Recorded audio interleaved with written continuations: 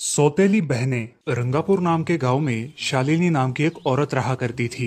उसे दो बेटियां थी। एक का नाम था शिवानी और दूसरी का सुहानी। शिवानी जब छोटी थी तब उसकी माँ गुजर गई थी, जिसके कारण उसके पिता रघु ने दूसरी शादी कर ली।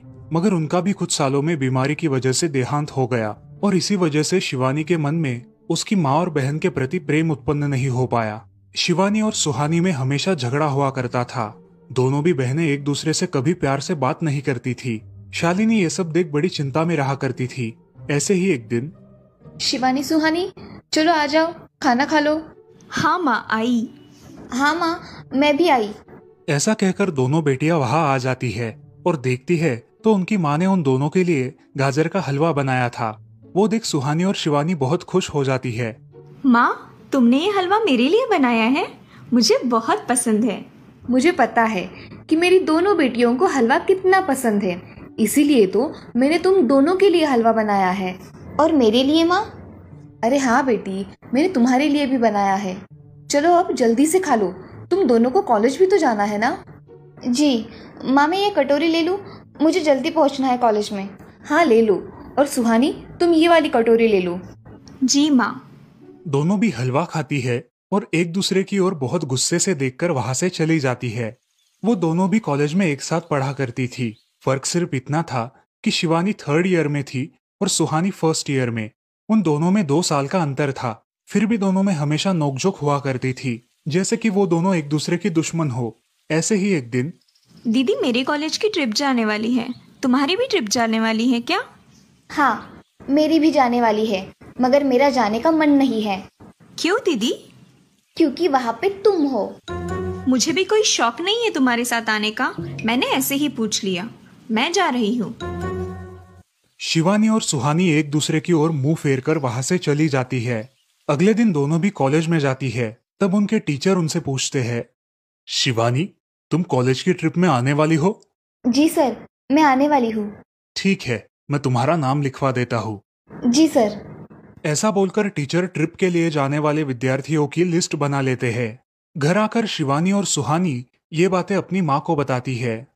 सुहानी, शिवानी, तुम दोनों ट्रिप के लिए जा रही हो, मगर वहां जाके झगड़ा मत करना, नहीं तो ट्रिप पे जाने की कोई जरूरत नहीं है। नहीं माँ, हम झगड़ा नहीं करेंगे। हाँ माँ, हम झगड़ा नहीं करेंगे। तो फिर ठीक है, तुम दोनों जाओ। ये लो ट्रिप के लिए पैसे, और बाकी के ये तुम्हारे पास ही रखना। माँ, हम कल जाएंगे और 2 दिन के बाद वापस आएंगे। ठीक है, चलो अब सो जाते हैं, कल तुम दोनों को निकलना है। अब वो सब खाना खाकर सो जाती है। अगले ही दिन सुबह उठकर वो दोनों भी अपने अपने बस में बैठकर ट्रिप के लिए निकल जाती है और इधर शालिनी अपने काम में व्यस्त हो जाती है। ऐसे ही कुछ देर बाद शालिनी को शिवानी का फोन आता है। माँ, हम दोनों यहाँ ट्रिप की जगह पहुँच गए हैं। अच्छा बेटी, तुम दोनों ठीक हो ना? हाँ माँ, मैं रखती हूँ, हमें यहाँ अलग अलग स्पॉट देखने जाना है। ठीक है, और जब वक्त मिले तो फोन कर देना। हाँ माँ, अपना और सुहानी का ख्याल रखना। हाँ माँ। फोन रखने के बाद शिवानी और उसके क्लास के सारे दोस्त वहाँ की एक जगह देखने जाते हैं। सुहानी भी उसके क्लास के साथ एक दूसरी जगह देखने निकल जाती है। सारे बच्चे एक साथ घूमकर वापस आते हैं। शिवानी सुहानी को ढूंढती है, मगर सुहानी उसे कहीं दिखाई नहीं देती। इसीलिए शिवानी को बड़ी चिंता होने लगती है। अरे, ये सुहानी कहाँ रह गई? इसका तो कुछ भी पता नहीं, कहाँ ढूंढूं इसे? तभी शिवानी को सुहानी दिखाई देती है और उसके जान में जान आ जाती है। सुहानी, कहाँ गई थी तुम? मुझे कितनी चिंता लग गई थी तुम्हारी। अरे, मैं यहाँ ही थी मेरी सहेलियों के साथ, मुझे कुछ नहीं हुआ। ऐसा बोलकर सुहानी वहाँ से चली जाती है। दूसरे दिन सब लड़के लड़कियाँ जल्दी उठकर अपनी तैयारी कर लेते हैं और पहाड़ पर जाने के लिए निकलते हैं। वो सब आज थोड़ा घूमकर शाम तक निकलने वाले थे। सब विद्यार्थी एक हिल स्टेशन देखने चले जाते हैं। शाम होने तक उस पहाड़ी का मजा उठाते हैं, लेकिन सुहानी बिना किसी को बताए उस पहाड़ी के एक अनजान हिस्से में चली जाती है। वहाँ का मनमोहक दृश्य देखते देखते गलती से उसका पैर फिसल जाता है और वो वहाँ से नीचे गिर जाती है। शाम हो जाने के कारण सभी विद्यार्थी वहाँ से निकलने लगते हैं और यहाँ सुहानी एक पेड़ के सहारे उस पहाड़ी की चोटी पर लटकी रहती है। शिवानी सभी विद्यार्थियों में अपनी बहन को ढूंढती है, लेकिन वो उसे कहीं नहीं मिलती। सुहानी को ढूंढते ढूंढते शिवानी वापस उसी पहाड़ी के पास आती है और उसे आवाज लगाती है। सुहानी, सुहानी कहाँ हो तुम? दीदी मैं यहाँ हूँ, बचाओ मुझे, मैं यहाँ हूँ। सुहानी की आवाज की ओर जाते ही उसे पता चलता है कि सुहानी पहाड़ी पर लटकी है। ये सब देखकर शिवानी बहुत घबरा जाती है। शिवानी अपनी पूरी ताकत लगाकर उसे ऊपर खींच लेती है। तुम यहाँ क्यों आई थी? अगर तुम्हें कुछ हो जाता तो मैं क्या करती? माँ को क्या जवाब देती? दीदी मेरा पैर फिसल कर मैं वहाँ गिर गई। मैंने बहुत आवाज दी मगर मेरी आवाज किसी ने नहीं सुनी। तुम ढूंढती हुई आई और मुझे बचा लिया। तुम दुनिया की बेस्ट दीदी हो। हाँ सुहानी, चलो अब घर जाने के लिए देर हो जाएगी, बस निकल जाएगी। सुहानी को ऊपर खींचते वक्त शिवानी के हाथ पर बहुत सारे जख्म हो गए थे, इसीलिए सुहानी अपनी ओढ़नी फाड़कर उसके हाथ पे बांध देती है और अब वो दोनों बस के पास चले जाते हैं। क्या हुआ है शिवानी, हाथ से खून बह रहा है तुम्हारे? कुछ नहीं सर, मैं वहाँ पे गिर गई थी, अब मैं ठीक हूँ। टीचर और सारे छात्र गाड़ी में बैठकर घर जाने के लिए निकलते हैं। घर आने के बाद शिवानी सारी हकीकत अपनी माँ को बताती है और वो सब सुनकर माँ दोनों को गले लगाकर रोने लगती है। तुम दोनों एक दूसरे के साथ होते हो इसीलिए मुझे कोई टेंशन नहीं रहता, मगर मेरी बच्चियों खुद का भी ख्याल रखा करो। उस दिन के बाद दोनों सौतेली बहनों ने अपने बीच की सब नोकझोंक बंद कर दी और हंसी खुशी सगी बहनों की तरह रहने लगी। दोस्तों, इस कहानी से हमें ये सीख मिलती है कि हम सबको एक दूसरे के प्रति द्वेष की भावनाएं छोड़कर प्यार से रहना चाहिए। चंदनपुर नाम के गांव में चंपा नाम की एक औरत रहती थी। पति, 2 बच्चे और एक बेटी, ऐसा उनका पूरा परिवार था। उसका पति श्रीधर पोस्ट ऑफिस में जॉब करता था। उसके कमाई से ही घर चलता था। चंपा ने अपने घर के सामने एक छोटी सी दुकान खोल के रखी थी। उससे उसे जो भी मुनाफा होता वो अपनी बेटी की शादी के लिए जमा करके रखती। ऐसे ही बहुत दिन बीत जाते हैं। अब बच्चे भी बड़े हो जाते हैं। बड़ा बेटा अशोक डॉक्टर और छोटा बेटा रवि वकील बन जाता है और दोनों अपनी ट्रेनिंग पूरी करने लगते हैं। एक दिन उनकी बहन ज्योति के लिए एक अच्छा रिश्ता आता है और ज्योति की शादी पड़ोस के गांव के सरपंच जी के बेटे से हो जाती है। ज्योति बहुत ही कामचोर और गुस्सा करने वाली होती है। इसी कारण उसके ससुराल से उसे निकाल दिया जाता है। वो अपने पति को लेकर अपने मायके रहने आती है। अब चंपा का जमाई दुकान चलाता है और चंपा और ज्योति आराम से वहाँ रहती है। अरे ज्योति, जरा अपने कामचोर पति को कुछ काम करना क्यों नहीं सिखाती हो? कुछ काम का नहीं है वो। अरे हाँ माँ, उनके पिताजी ने तो उन्हें ही घर से निकाल दिया और हमारे माथे मर दिया। जाने दो, पति है। माँ और बेटी इसी तरह तानेबाजी करती रहती। अब बड़े बेटे अशोक की शादी उन्हीं के गांव के एक लड़की से करा दी गई, लेकिन उस लड़की से भी चंपा बहुत काम करवाती और वो बेचारी सासू माँ का आदर करके सब काम चुपचाप करती थी। एक दिन वो काम करके थक गई और एक जगह पर बैठ गई। ए कामचोर कमला, इतना सारा काम पड़ा है घर में, क्या वो तुम्हारा बाप आके करेगा? चलो उठ, काम कर। हाँ हाँ माँ जी, करती हूँ। ऐसा कह के कमला अपने काम पर लग जाती है और सारा काम खत्म कर देती है। चंपा अपने बेटे अशोक से घर आने के बाद चुगलियां किया करती थी। अशोक घर आकर कमला को बहुत भला बुरा कहता और कभी कभी तो उस पर हाथ भी उठाया करता था। ये सब रवि देखा करता था और रवि को बहुत बुरा लगता था।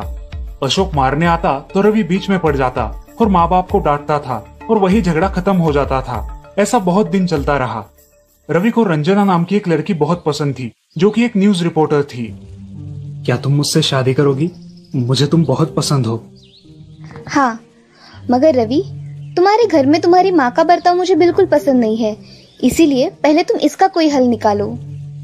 अरे रंजना, मैं हूँ ना तुम्हारे साथ, तुम्हें टेंशन की क्या बात है?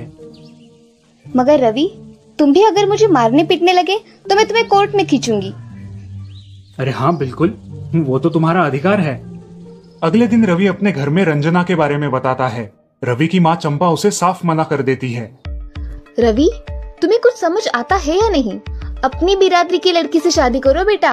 इस घर में ये आखिरी शादी है और मेरे भी कुछ अरमान है बेटा। अजय, आप कुछ कहते क्यों नहीं? हाँ बेटा, तुम्हारी माँ सही कह रही है, तुम इसकी बात मान जाओ बेटा। नहीं पापा, मैं शादी करूंगा तो सिर्फ रंजना से, वरना मैं शादी नहीं करूंगा।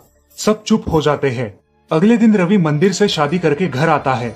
सब अचरज से रवि की ओर देखते हैं और चुपचाप अपने कमरे में चले जाते हैं। कमला उन दोनों का स्वागत करती है और वो दोनों अपने कमरे में जाते हैं। कैसे लगा मेरा घर? अच्छा है, मगर सब मिलजुल के रहे तो और भी अच्छा होगा। रंजना, तुम्हें मेरी माँ को सबक सिखाना होगा, तभी घर के सारे सदस्य ठीक हो जाएंगे। ठीक है रवि, जैसा तुम चाहो। अगले दिन रंजना अपने घर के मंदिर में पूजा करने जाती है। तभी रुको, मेरे भगवान के मंदिर में तुम मत आओ, जाओ यहाँ से। ये कहकर सास रंजना को वहाँ से भगा देती है और घर के किसी भी काम को करने से मना कर देती है। तब क्या माँ जी, आज से मैं इस घर की बहू हूँ। इस घर पे मेरा भी उतना ही अधिकार है जितना कि आपका। क्या बोल क्या रही हो? निकल जाओ मेरे घर से। खबरदार अगर हाथ भी लगाया तो। पता है ना, मैं न्यूज रिपोर्टर हूँ। रातों रात खबर छाप दूंगी और कोर्ट के चक्कर लगेंगे वो अलग, समझिए आप। सास चुपचाप देखने लगी और उसकी बेटी और ससुर भी देखते ही रह गए। रंजना ने कमला से कहा, दीदी मुझे आपसे काम है, आप मेरे कमरे में आइए। और हाँ, आज से खाना ज्योति दीदी आप बनाएंगी। अरे माँ, तुम कुछ बोल क्यों नहीं रही हो? ये मुझे काम करने को बोल रही है। अजी सुनते हो, चलो मेरी मदद करो। हाँ आता हूँ। ज्योति किचन का काम करने चली गई और सास बाहर का काम करने लगी। रंजना कमला को लेकर अपने कमरे में गई और उससे कहा, कमला दीदी आप कुछ कहती क्यों नहीं? आप चुपचाप सह लेती हो, उसका ये नतीजा है। अब देखो दीदी कैसे काम कर रही है। आप कुछ काम करती थी क्या शादी के पहले? नहीं रंजना, मगर अब घर से ही अपना खुद का कुछ व्यवसाय शुरू करने का सोच रही हूँ। बहुत अच्छे दीदी, अब आप किसी से मत डरिए, हम हैं आपके साथ। सच में किसी के साथ होने का कितना महत्व होता है। अब उसकी सासू माँ ही घर के सारे काम करने लगी थी और ज्योति को काम करवाने की वजह से ज्योति भी अपने ससुराल जाने की सोच रही थी। अजी, यहाँ तो काम वाली से भी ज्यादा बुरी हालत हमारी हो गई है। चलो हम हमारे घर चलते हैं, सब है हमारे यहाँ। अरे रे, आप कहाँ चली? अभी भी काम बाकी है। ज्योति का पति रंजना से धन्यवाद कहता है और ज्योति को लेकर अपने घर चला जाता है। अब सासू माँ एक दिन पूरा काम करके इतना थक जाती है कि उसके बदन में बहुत दर्द होने लगता है। तब दोनों बहू सास के पास चली आती है और एक बहू सास के पैर दबाती है तो दूसरी बहू सर दबाती है। सासू माँ उठकर रोने लगती है। मुझे माफ कर दो मेरी बेटियों, अब से कभी ये गलती नहीं होगी। सास को उसके किए पर पछतावा होता है और ये देखकर घर के सभी सदस्य बहुत खुश हो जाते हैं। रवि और रंजना भी बहुत खुश होते हैं। वाह बहू, जो आज तक नहीं हुआ वो तुमने करके दिखाया। बहू हो तो ऐसी। रंजना अपने बर्ताव के बदले माफी मांगती है और अब सब लोग खुशी खुशी रहने लगते हैं। तो दोस्तों, इस कहानी से हमें ये सीख मिलती है कि हम सब मिलके परिवार बनता है और हम सब परिवार का महत्वपूर्ण अंग होते हैं। परिवार के काम मिल बांट कर करना ये हमारी वैयक्तिक जिम्मेदारी है।